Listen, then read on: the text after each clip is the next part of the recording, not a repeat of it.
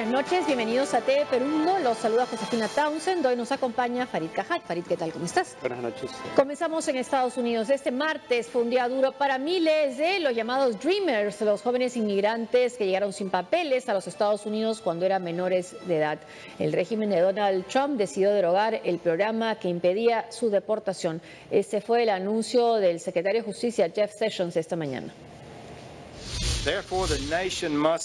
La nación debe fijar y hacer cumplir un límite de cuántos inmigrantes admitimos cada año, y eso significa que todos no pueden ser aceptados. Esto no significa que sean personas malas o que las despreciemos o rebajemos. Significa que aplicamos nuestras leyes adecuadamente a medida que el Congreso las aprueba. Es con esos principios y deberes en mente y a la luz de un litigio eminente que revisamos la política de DACA de la administración Obama. El Departamento de Justicia ha aconsejado al presidente y al Departamento de Seguridad Nacional que este debe comenzar con una liquidación legal y ordenada, incluyendo la cancelación de la nota que autoriza. Sessions intentó también ahorrar el sentimentalismo en su anuncio sobre los Dreamers o soñadores y remarcó que la administración del presidente Trump busca hacer cumplir las leyes de inmigración. Somos personas de compasión y personas de derecho, pero no hay nada de compasivo sobre el fracaso en hacer cumplir las leyes de inmigración. La aplicación de la ley salva vidas, protege a las comunidades y a los contribuyentes y evita el sufrimiento humano. El incumplimiento de las leyes en el pasado ha puesto a nuestra nación en riesgo de delito, violencia y terrorismo. Lo compasivo es poner fin a la ilegalidad. Decenas de Dreamers y activistas por los derechos de los inmigrantes aguardaron en Nueva York y Washington el anuncio del fiscal general, conocida la derogación del DACA, como se llama. Otras protestas se sumaron en ciudades como Miami y Los Ángeles. Los Dreamers han vivido la peor pesadilla de sus vidas este martes, luego de que la administración Trump anunciara el fin de la consideración de acción diferida para llegados en la infancia, conocida como DACA. Los soñadores se concentraron frente a la Casa Blanca y empezaron a protestar una vez el secretario Jeff Sessions anunció la decisión del gobierno republicano. No creo que sea solo DACA, sino todo este clima político constante que nos deshumaniza desde el momento en que nos levantamos y encendemos la televisión y nos recuerda que no somos aceptados aquí y que ellos no nos ven como seres humanos. Creo que esa es la razón por la que nos hacen esto. Pero mientras esto ocurría frente a la sede de gobierno, la sala de prensa de la Casa Blanca hervía en interrogantes a la portavoz Sarah Huckabee Sanders, quien intentaba explicar la polémica decisión del líder estadounidense. Hay una idea errónea de que DACA sirve como escudo contra la deportación. Eso es engañoso. DACA otorga autorización de trabajo a casi 800,000 personas que no están legalmente autorizadas a trabajar. El principal efecto del anuncio de hoy es que los permisos de trabajo y otros beneficios del gobierno están siendo gradualmente eliminados. Sanders también aseguró que el gobierno del presidente Trump busca soluciones, sobre todo ante el desempleo de 4 millones de estadounidenses hispanos y negros que tienen la misma edad que los beneficiados por DACA. Decenas de manifestantes también se reunieron frente a la Torre Trump en Manhattan para protestar contra el mandatario, mientras que los jóvenes que están bajo la cobertura de este programa, creado por la administración Obama, han llamado repugnante la revocatoria del mismo. Quiero pintar un cuadro para que sepan lo que significa perder DACA. Es tener que ir a casa y conversar con mi familia acerca de mi futuro, hacer planes por si pierdo mi trabajo, pensar en mi autodeportación antes de que el departamento me deporte. Si puede imaginar que sus hijos y su familia deban tomar esa decisión, ¿cómo se sentirían? Pero ya no hay marcha atrás en el anuncio del presidente, y ahora el Congreso tendrá 6 meses para decidir el destino de estos 800,000 desesperados jóvenes. Y recordar que este programa de DACA beneficia a los jóvenes que llegaron a Estados Unidos llevados por sus padres cuando no eran mayores de edad, cuando eran menores, cuando no eran mayores de edad, cuando eran menores, cuando no tenían la posibilidad de decidir o de incurrir en una falta o delito. Ahora, Donald Trump lo que ha hecho es entregar esta bomba, a esta granada al Congreso para ver si la activa o no, o la hará estallar el Congreso. A ver, el Congreso ha sido incapaz en cuando menos 2 ocasiones sucesivas, bajo los gobiernos de George W. Bush y Barack Obama, de aprobar una reforma migratoria integral. Acá el reto es más pequeño, no se le está pidiendo que apruebe una reforma migratoria, solo se le está pidiendo que decida en torno a este tema. Que no es ley. Que no es ley, sino decreto ejecutivo, ya existían 4 proyectos en torno al tema. Uno de ellos bipartidista, el que tiene mayores probabilidades de éxito, pero digamos no hay garantía de que el Congreso logre un acuerdo, entre otras cosas porque va a tener problemas muy serios en agenda apenas regresen de las vacaciones de verano, si es que no lo han hecho ya. Por ejemplo, se vienen enfrentamientos por levantamiento del límite de endeudamiento del servicio del gobierno federal y por aprobación del presupuesto y de niveles de gasto en general dentro del presupuesto del gobierno federal. Por no hablar de la reforma del sistema tributario y un eventual intento de volver a derogar el Obamacare. Entonces, la pregunta es si el Congreso le va a dar la importancia necesaria como para garantizar de que hay una decisión antes de 6 meses. Si no la hay, simplemente estos jóvenes pierden los beneficios. Y lo que hay que tener en cuenta es que estos son incentivos, se están creando incentivos perversos. Ahora, quienes están en mejor situación son quienes no se cogieron al programa, porque estos jóvenes han tenido que salir del ostracismo para dar a conocer su identidad y su domicilio con la promesa de que iban a acogerse a estos beneficios. Ahora pueden perderlos todos y va a ser mucho más fácil deportarlos porque ya los tienen identificados. Y como tú decías y decía el reportaje, todos son jóvenes que llegaron a Estados Unidos teniendo menos de 16 años. O sea, en otras palabras, si hubo alguna, digamos, falta administrativa, porque finalmente entrar de manera indocumentada no es delito, son los padres o los adultos que hayan estado a cargo de la decisión de enviarlos, no ellos. Y en cuanto a los efectos de esto sobre la economía, es más o menos evidente, esto está estudiado, de que el efecto es positivo. Si hay tiempo podríamos verlo más adelante, pero no es cierto que estos jóvenes estén quitando trabajos. De hecho, están creando riqueza de manera tal de que gracias a esa riqueza adicional hay más trabajos, no menos en Estados Unidos. Por eso es que, por ejemplo, empresarios como Zuckerberg se han manifestado en contra de esta anulación del DACA. Ahora, ¿podrían tener razones políticas también, además de humanitarias, los republicanos para votar a favor de una ley de inmigración que ayude a estos jóvenes? Pensando en el impacto que puede tener en el voto hispano, pero lo que pasa es que ya Donald Trump ganó sin el voto hispano. Sí, pero parte de la política de Trump ha sido, en un contexto en el cual su aprobación es baja, consolidar su base. O sea, dado que ha perdido, a juzgar por las encuestas, a los votantes independientes que obtuvo en la elección, e incluso a republicanos moderados, que eran una minoría dentro de su partido, las encuestas demuestran que 80% aproximadamente de los republicanos lo siguen respaldando, y lo respaldan en parte por ofertas electorales que tienen que ver con ese tema, ¿no? Porque finalmente su ataque constante fue hacia México y los inmigrantes mexicanos, y 80% de los beneficiarios de este programa provienen de México. Ahora veamos en cifras cómo está la inmigración ilegal. Bueno, se habla siempre de un aproximado de 11 millones de indocumentados.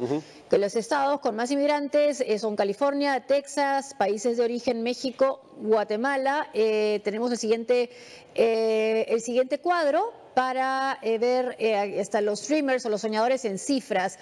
Son aproximadamente 800.000, son menores de 16 años cuando llegaron a Estados Unidos, no deben haber cometido ningún delito, ¿no? Y países de origen de solicitantes de DACA, México, fundamentalmente México, El Salvador, Guatemala, Honduras, y sorprende en el siguiente cuadro que el quinto país sea el nuestro, sea el Perú. Claro, cuando el presidente Kuczynski se pronunció básicamente en favor de Hillary Clinton durante la campaña, la congresista Beteta, si no me equivoco, dijo que nos había colocado digamos, en ruta de colisión con el nuevo gobierno por ceder a la presunta agenda caviar. Bueno, una de las razones por las cuales Hillary Clinton era mejor para el Perú que Donald Trump era esta. Bueno, ahora hay estos 9.000 jóvenes peruanos que se acogieron al programa están en riesgo de deportación si es que no se aprueba una nueva norma en el Congreso. A ver si eso era lo que querían quienes apoyaban a Trump en el Perú. Bueno, es más, Hillary Clinton tenía a una ex activista Dreamer como jefa de su campaña en lo que era el contacto con la población y el voto hispano, Lorela Praeli Queña, que también fue muy niña de Estados Unidos para una operación. Sí, ahora, ¿a qué tenían derecho hasta ahora los Dreamers? Por ejemplo, a una licencia, un brevete o licencia a conducir. Tenían derecho, bueno, no se reportaba fundamentalmente, y a tener en algunos estados poder pagar las universidades como si fueran locales y no como si fueran estudiantes extranjeros. Claro, en lo que llaman in-state tuition. O sea, las universidades públicas son universidades de los estados, no son universidades de un sistema federal. Por ejemplo, Universidad de Texas, Universidad de California, por eso y luego se le añade el lugar en donde están para distinguir entre ellas. Y efectivamente quienes son residentes de un estado tienen derecho a pagar, depende del caso, pero en la mayoría de casos tienen derecho a pagar una matrícula más barata que quienes no son residentes del estado, y en este caso ese es el único beneficio, porque ellos están en una situación que francamente no es justa. Pagan impuestos, pero a cambio de los impuestos que pagan no reciben servicios públicos. E incluso si los recibieran, los servicios públicos de mayor costo para el gobierno federal son servicios a los que probablemente de cualquier modo no se iban a acoger por su edad, porque son cosas como fondo de jubilación, y obviamente están a 30 años probablemente de jubilarse o más, y seguro médico, que precisamente por ser jóvenes tienen niveles de salud superiores a la media y no necesitan tanto de servicios de salud. Por la tarde, el presidente Donald Trump se reunió con los líderes del Congreso y algunos miembros de su gabinete en la Casa Blanca, desde donde defendió su decisión de cancelar el DACA. Bueno, tengo un gran corazón para la gente que estamos hablando, tengo un gran amor por ellos. Y la gente piensa en ellos en términos de niños, pero en realidad son jóvenes adultos. Tengo amor para estas personas y con suerte el Congreso será capaz de ayudarlos y lo hará correctamente. Y puedo decirles, al hablar con miembros del Congreso, que ellos quieren ser capaces de hacer algo y hacerlo bien. Y realmente no tenemos otra opción, debemos ser capaces de hacer algo. Va a funcionar y a largo plazo será la solución correcta.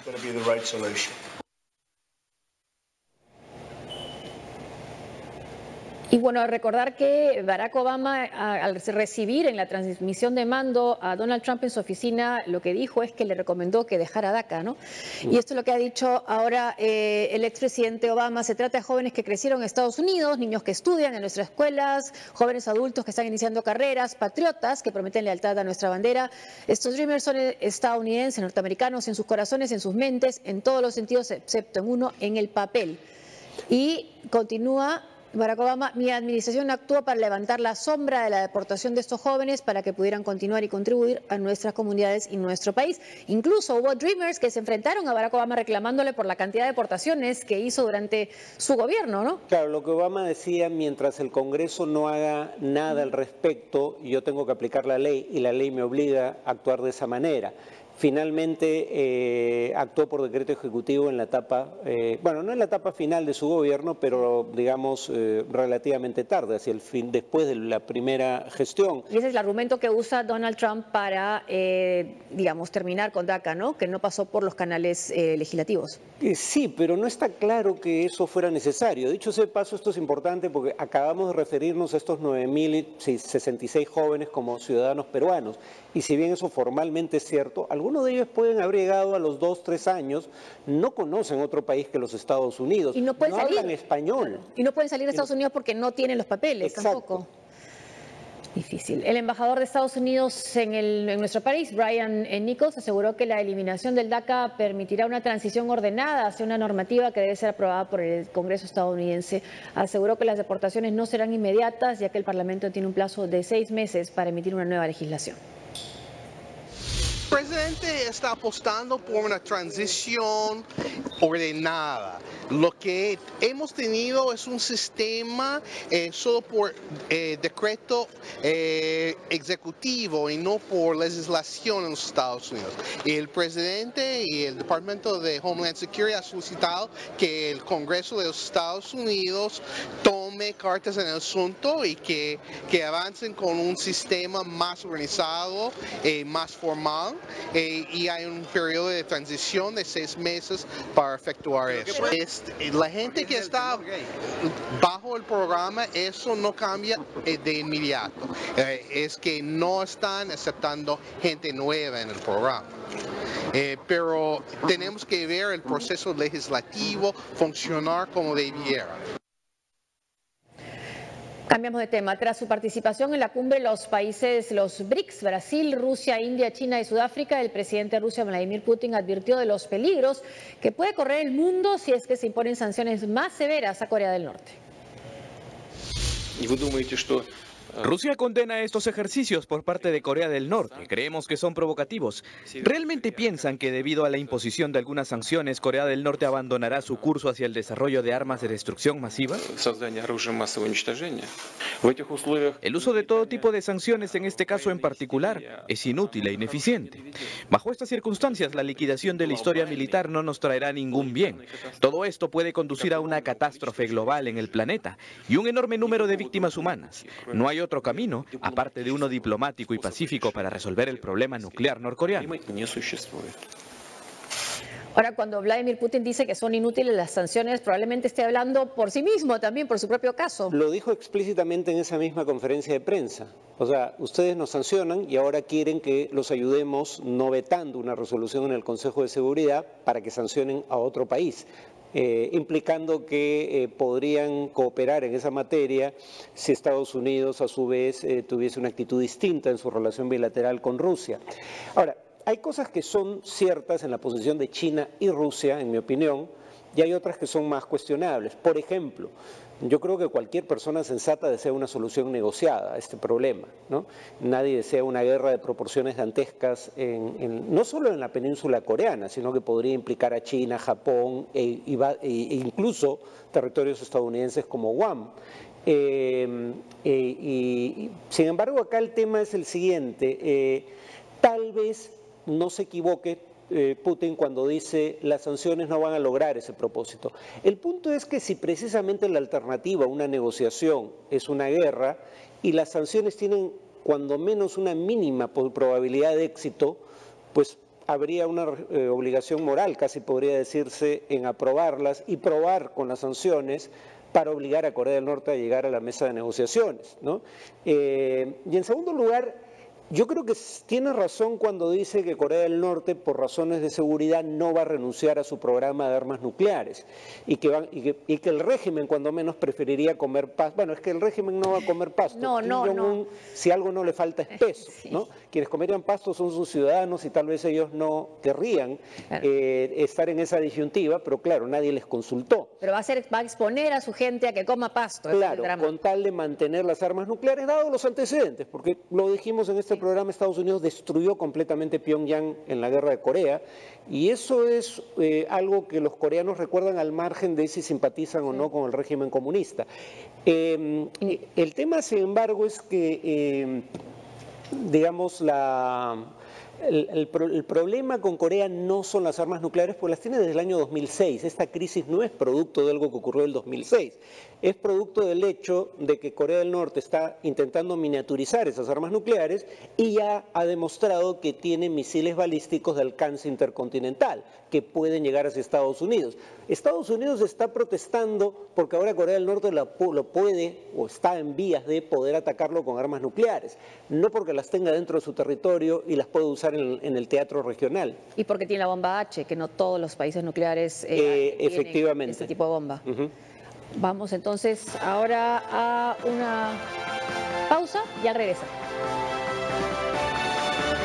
Al volver, una mega denuncia de corrupción remece nuevamente al gobierno de México.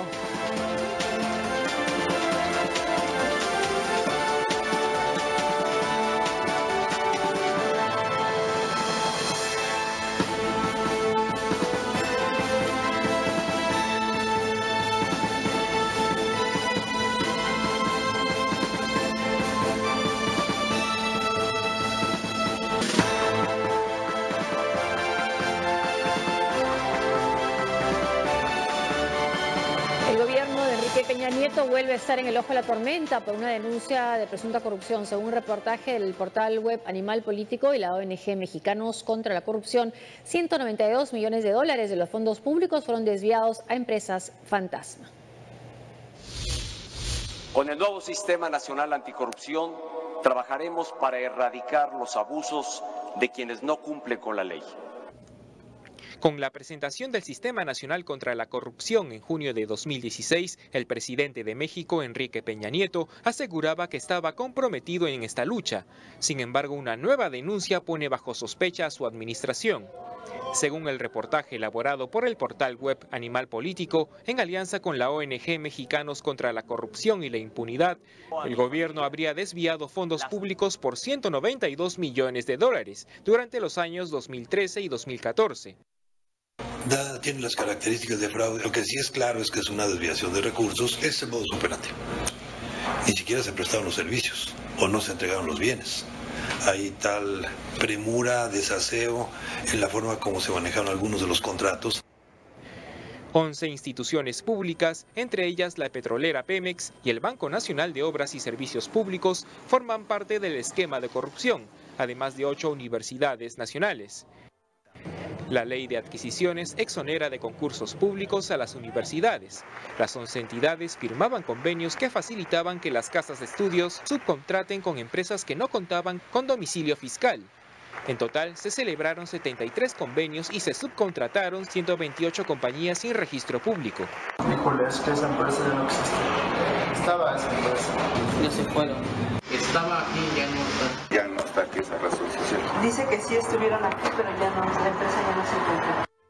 El Servicio de Administración Tributaria declaró como fantasma a 11 empresas de las 128 involucradas en la investigación. Otras 28 no cuentan con dirección, 12 fueron liquidadas y 44 no cuentan con registro ante la Secretaría de Economía. Solo Pemex firmó 39 de 73 convenios con 6 universidades y entregó 32 millones de dólares para servicios profesionales de ingeniería que nunca se hicieron. El dinero simplemente se hizo humo. Bueno, con el desempeño de Enrique Peña Nieto, parece difícil pensar que el PRI va a quedarse en el poder más allá de su propio gobierno y más bien da la impresión que se está abriendo el paso para que sí llegue a la presidencia Andrés Manuel López Obrador. Sí, digamos, yo recuerdo que dadas las gestiones del PAN, en donde empieza la guerra contra el narcotráfico y digamos lo que empieza como un problema de crimen organizado termina teniendo las dimensiones de una guerra civil, aunque no es eso, pero por el número de víctimas mortales de la violencia, y además un desempeño mediocre en el plano económico. Muchos decían, yo viví 6 años en México, lo recuerdo, con el PRI no pasaban algunas de estas cosas. Algunos incluso decían, con un toque de cinismo, el PRI pactaba con los carteles, pero al menos eso mantenía la violencia y el delito dentro de márgenes controlados. Y si bien eran autoritarios, al menos conocían el oficio de gobernar. Y claro, como nadie había gobernado el país durante los 70 años previos, salvo ellos, eran los únicos que sabían cómo hacerlo. Bueno, si sabían, se olvidaron, ¿no? No aprendieron más, nada nuevo. Bueno, el punto es que, claro, gobernaron con relativo orden de manera autoritaria, pero ahora está en un contexto democrático y por eso buscan, si es que esto se confirma, ¿no? Porque claro, esto es una imputación, sí. Habría que ver si las investigaciones judiciales lo establecen responsabilidades penales, pero digamos, claro, las licitaciones están sometidas en buena medida a escrutinio público. Como conocemos en el caso peruano, las propias empresas perdedoras son las más interesadas en escrutar la otorgación de una licencia, por ende, o de una obra, por ende utilizar un mecanismo que los eximía de la obligación de licitaciones, y ahí están las consecuencias. En el Brasil, un nuevo terremoto ha sacudido los cimientos de la acusación, y esta vez corrupción contra el presidente Michel Temer. El fiscal general de Brasil, Rodrigo Janot, anunció que revisará la confesión de los delatores que acusaron al mandatario. Esta investigación no solo salpica a quien fuera su brazo derecho, sino a varios jueces de la Corte Suprema. Un descubrimiento del fiscal general de Brasil, Rodrigo Janot, provoca un remesón en el escenario judicial. Se tratan de las grabaciones de un diálogo entre Josly Batista, del frigorífico RBS, y uno de sus ejecutivos, en el que citan al fiscal Marcelo Miller, mano derecha de Janot, como el especialista que asesoró en las delaciones que pusieron en tela de juicio al gobierno. En tiempos en los que se espera la presentación de una segunda denuncia contra Michel Temer, a menos de 15 días de terminar su mandato, el fiscal dijo que tiene miedo de equivocarse y decepcionar a su institución, de comprobarse las irregularidades en su oficina. Vine aquí para decir que actué con demasiado coraje. Que ayer fue uno de los días más tensos y de mayores desafíos de este periodo. Llegué a la conclusión de que tengo muy poco coraje y de hecho lo que tengo es miedo. Pero ese miedo que nos mantiene alertas. El miedo a errar y a decepcionar a mi institución.